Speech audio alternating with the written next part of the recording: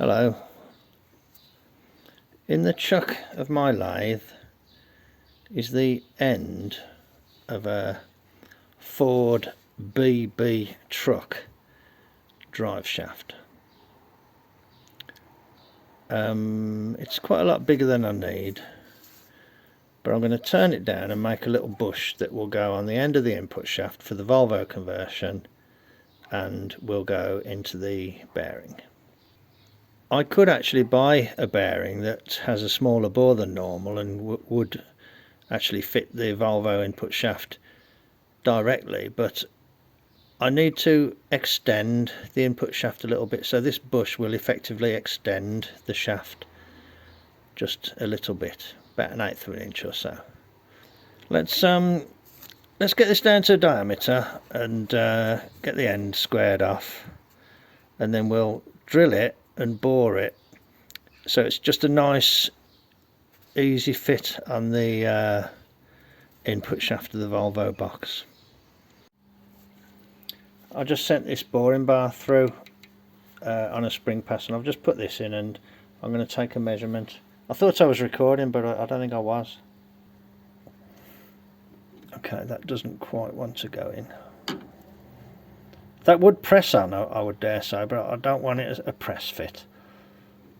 Let's just put the tool through again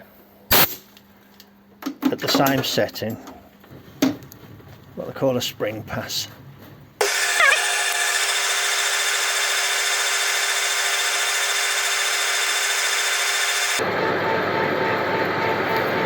I had to sort of cheat the boring tool at an angle to get it in the hole. This hole's slightly smaller than the boring tool is designed to cut. I don't think that took anything, did it? Because there's nothing on the tool.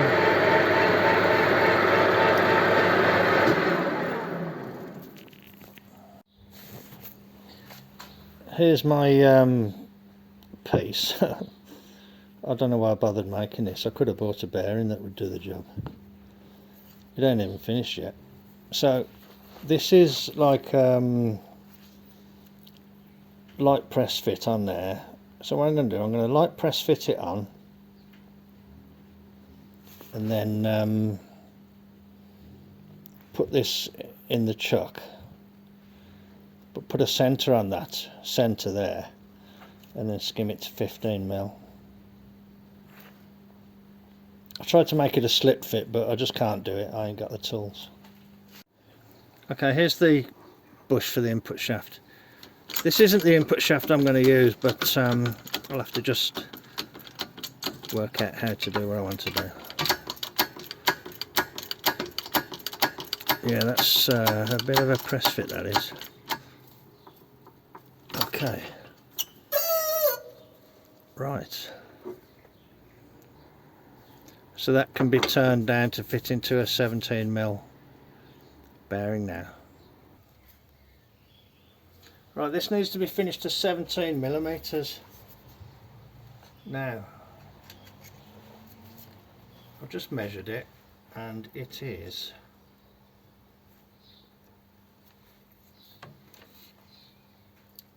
17.6.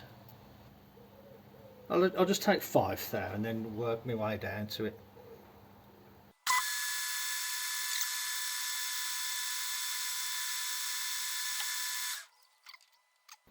Well, that is 17.5. So that didn't really make much difference, did it? I've got my numbers mixed up. Okay, let's take another 5 down.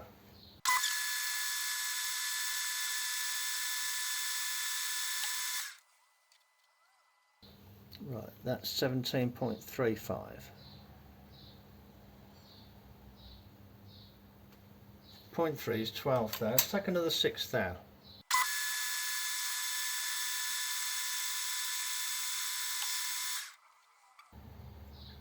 Okay, that is That's 17.2.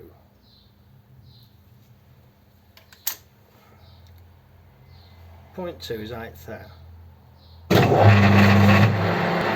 There's 3.5 there off the radius.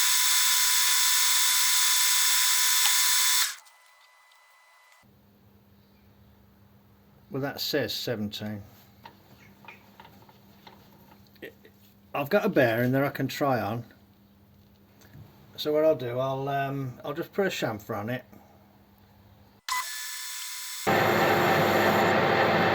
Touch my centre there, that's a bad thing to do.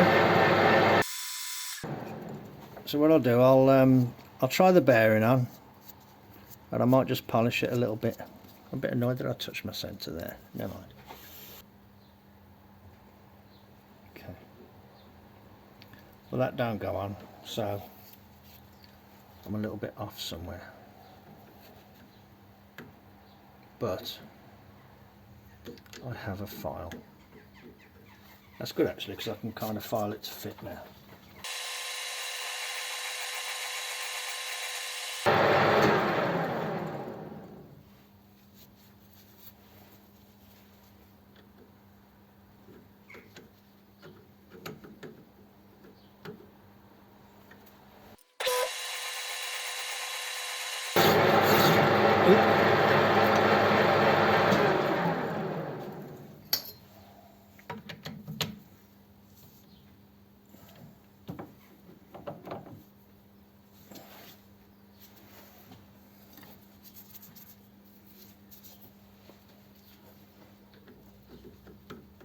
Okay, it's starting to go on, but it doesn't want to be tight because you know, you've got to fit this in vehicle, haven't you? The gearbox has got to be able to be fitted in vehicle without it struggling to go in. See where your hand suddenly springs off the end and you jab yourself on there. Okay, it's close though. Did you see what happened though? I'll loosen the file. I loosened it in the chuck. Trouble is, I don't think. Yeah, maybe. I'll put the centre back in. Maybe. Take the chuck key out for safety. See if the file will fit. If not, I can get a slimmer file.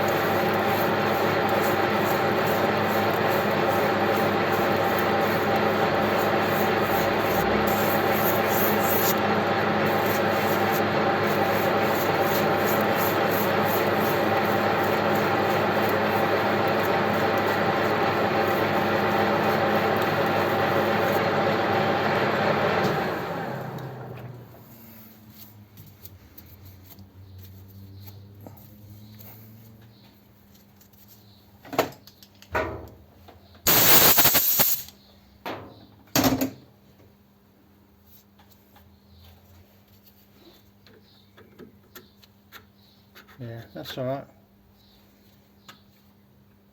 That's about how you'd expect it on a standard job. Possibly slightly loose, but hey.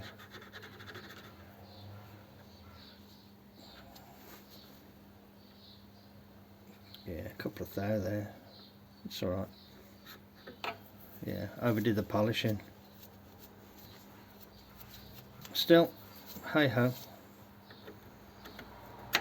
It's alright, isn't it? That'll go on nice and easily now. I don't know exactly where it will sit. I might need to shorten that bit there, but I don't want to shorten it till I know I need to shorten it.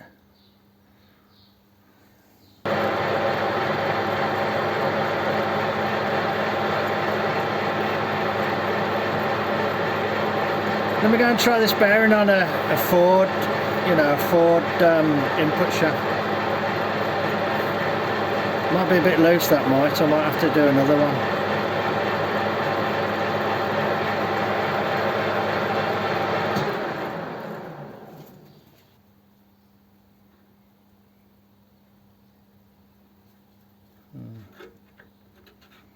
Would have liked it a tiny bit tighter. I went too mad, didn't I, with the file? This small file's a bit more aggressive than I thought.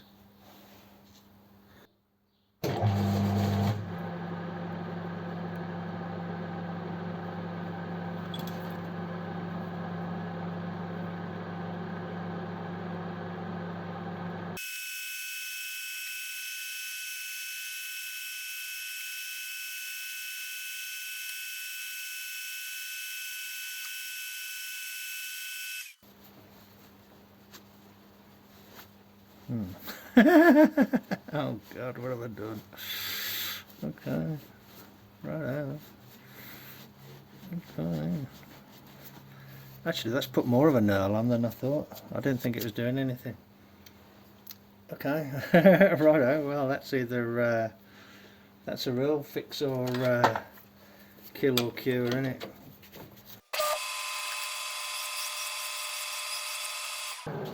Let's see what that does for us.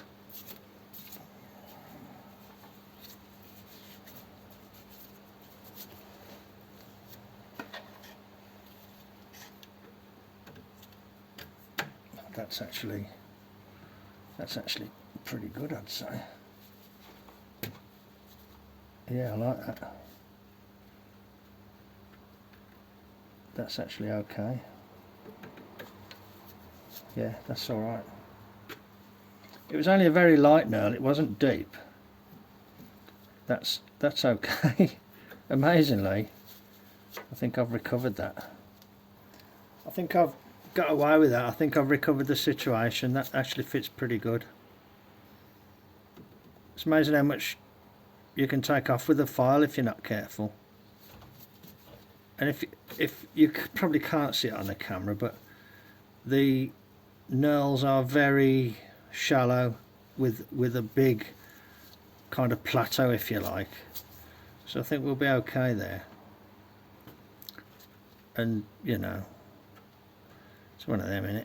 It'll never do thousands of miles, so well, it will do thousands of miles, but not you know, hundreds of thousands of miles. So I dare say it will be perfectly fine. Okay, I thought about just building the shaft up with weld and turning it, but I wanted to make it slightly longer, which I've been able to do like that. So what I can do now, I can do a big test fit up, because I've got this, so I can offer it all in place and make sure it fits without bottoming out on here. Make sure it fits in the flywheel and fits okay with the clutch as well. Right ho, thank you. Okay, I will bring you back when there's more to show. Right, so I've offered it up, and as far as I can tell, I mean, I'm pushing this as far as I can that way, and as far as I can tell, it's in the bearing, and there is just a little bit of clearance. I can see it with my naked eye. There's just a little bit of clearance between the, I'll pull it back so you can see the kind of what we're looking at. As it goes in, but doesn't contact the bearing hard. It's also turning freely, so it would appear not to be contacting the flywheel at the other side of the bearing. So I'd say that's pretty good, to be honest. You can see how much, you know, if I just had the shaft without that adapter on, you can see how shy it would have been of the bearing. It would have reached the bearing but not gone very far into it. And this is all bolted on and clamped up and okay. I could possibly turn that back a tiny bit, but there's no need to. I think it's okay. And you can see the bearing going round with it. It's not like it's slipping in the bearing. Okay, I'm pleased with that. That's very good. So you can imagine the clutch will drive that spline there. So the only thing remaining at this end of the gearbox is the clutch release sort of sleeve for the clutch release bearing. But that's a job for another day. The project continues. Cheers then. Bye. Hello. I've got the bearing retainer and clutch release snout piece there, and I've got it inside a Ford one. It slips inside with just a couple of thou clearance. Unfortunately it's not like an interference fit. What I'm doing, I'm just spotting through.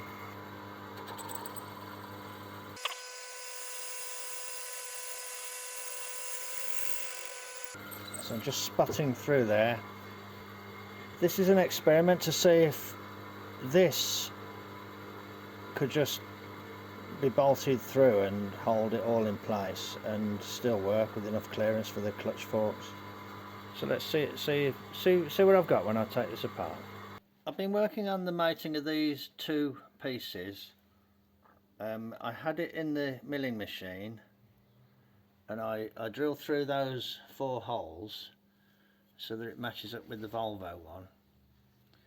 And what I've just been doing is, here in my other hand, this is the Volvo one, and I have skimmed that outer surface. So instead of having 4 raised sort of bosses, I've skimmed it down to a sort of thinner section, and just to try and gain a little bit.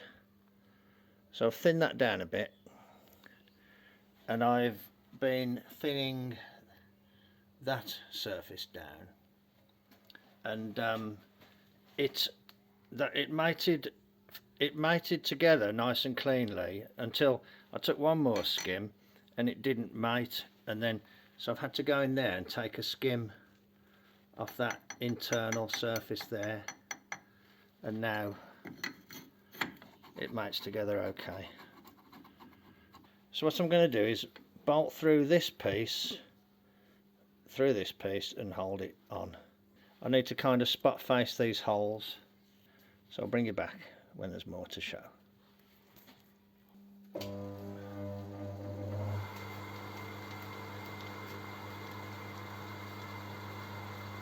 Had a fair bit of vibration, so what I'll do, I'll try locking the quill and just wind the table up.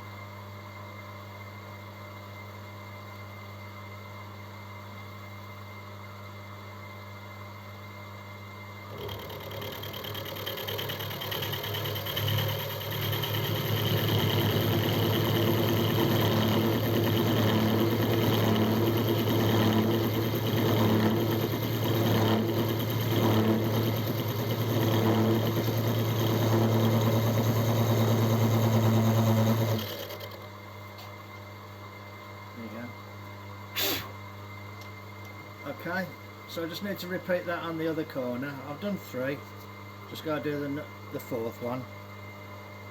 Looks a bit off centre, that does, but hey, the flat is oversized, so the bolt head will still go in. Okay, leave it with me then, and I'll do the other one. I've got to work out how much I need to shorten that snout by. I think if I shorten it by about 1/4 of an inch and then kind of bore it out a bit so the clutch plate can fit up inside it, I think I might be kind of in with a chance. I might just bore it out actually. I might just bore it out and then shorten it by the minimum amount. Yeah, let's just bore it out. I've bored the end out. You can see it kind of there. I shortened it a little bit as well. I don't know by how much, but that goes up inside there now, so that will gain me quite a bit of space. Hello. I've got the gearbox offered up to the engine. The shaft is in place. The clutch plate is in place, and the clutch release sleeve is in place.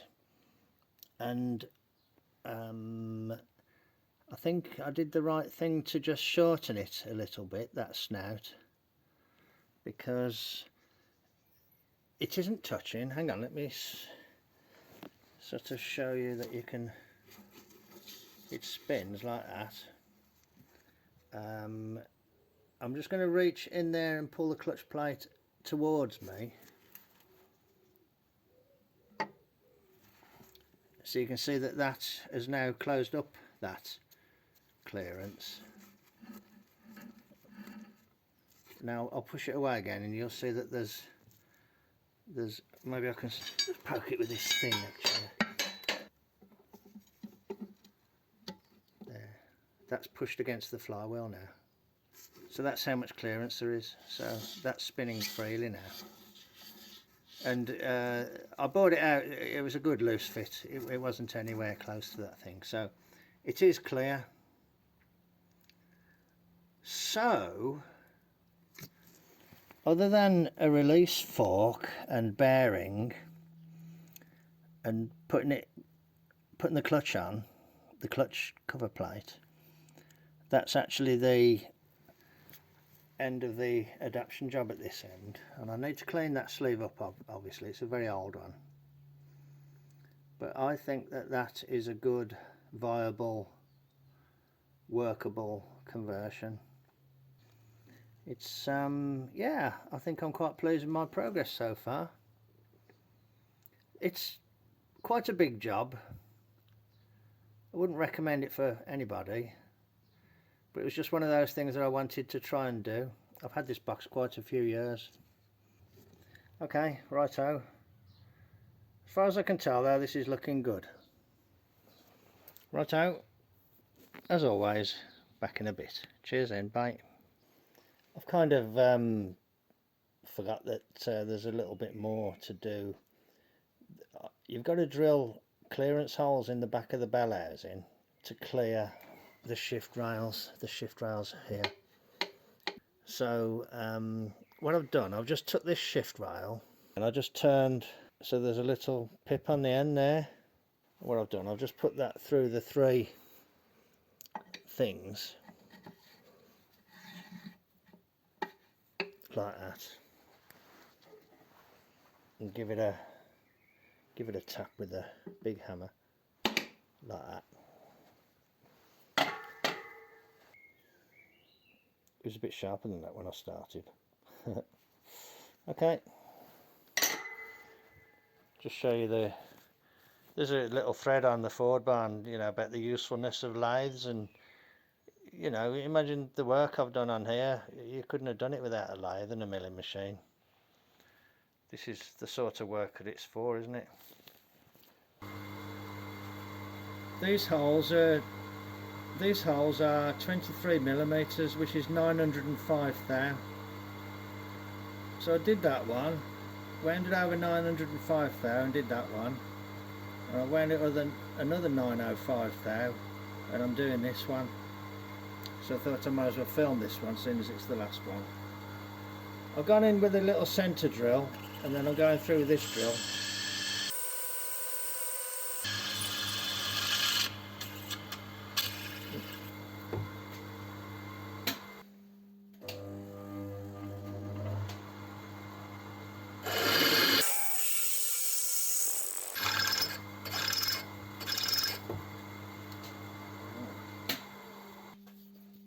The things that stick through there are 3/4 of an inch, which is 19 mil.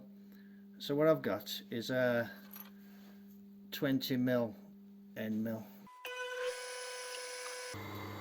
you might just see a load of vibration now, a load of blur.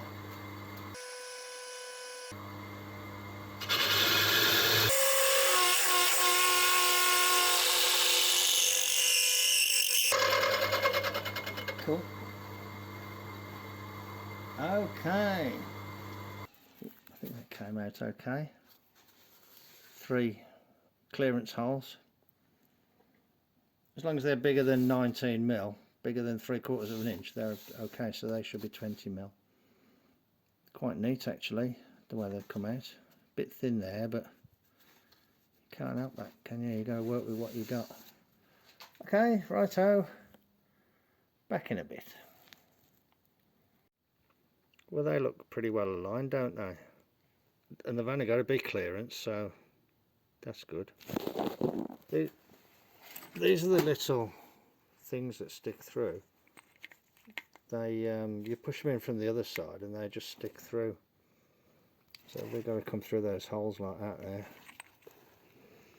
Might be a little bit of a compromise on the spring thing there. I might have to think of something slightly different. There's always something, isn't there? There's a knock-on effect. Might have to just make a little thing that comes off the bolt there. You know, when you make an adaptation, you have to come up with compromises and just a little bit of jiggery pokery. Okay, well, blimey, this conversion, this end of it, is more or less done. I know it's only kind of mocked up, but that's pretty good for the first stage of the job. So anyway, thanks very much for following along. I hope you found this interesting. I have. I've enjoyed using the milling machine and the lathe. I've enjoyed measuring and making adapters and things like this. A bit annoying having to kludge it a bit with a bit of knurling, but hey, I've got to take this off and put it onto the other shaft, and I've got to drill and tap holes in the other gearbox. So I don't know if the other gearbox will get stripped down or just left as it is. If I can see if I can drill and tap those holes in situ.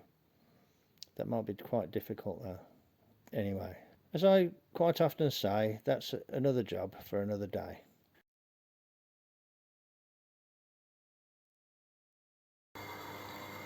This gearbox is the actual gearbox I'm going to use. This is a complete gearbox, and as you can see, it's got the tail shaft in it for the overdrive. And I've just kind of aligned this with the hole there. I thought it would be easier to just use the bell housing as a guide rather than trying to mark out the things. I mustn't drill right through. I've only got to start. Just put a centre point on.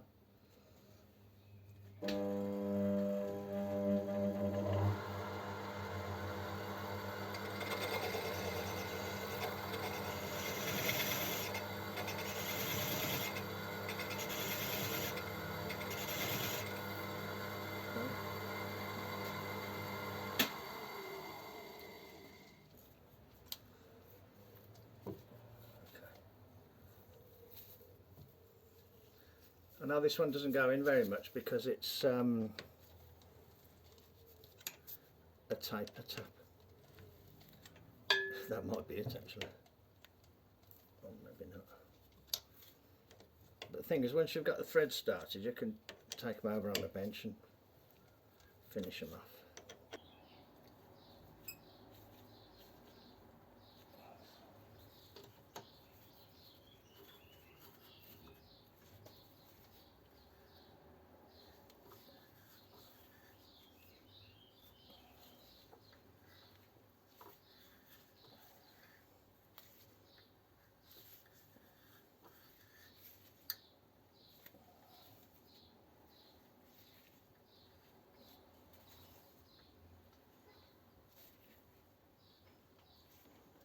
Should always try and use a proper tap wrench with a tap.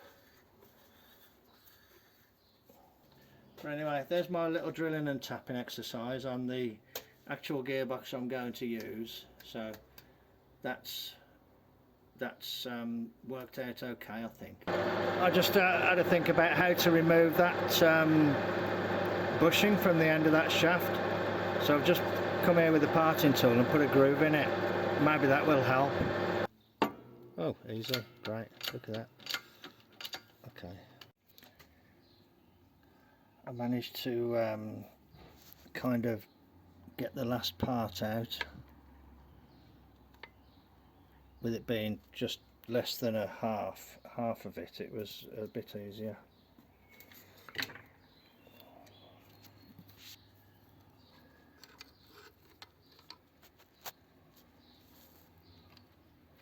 There we go. Okay, so now the oil will wash through that bearing, run down that aluminium cover and go into the front part. Right, well that was a very unpleasant job, but at least I didn't break anything. Okay, see, it's just silicone everywhere. Righto, I've got to go because my phone's going flat. Righto, I'll see you in a bit then, bye. Okay, thank you very much for watching then. Take care and I'll catch you on the next one. Bye.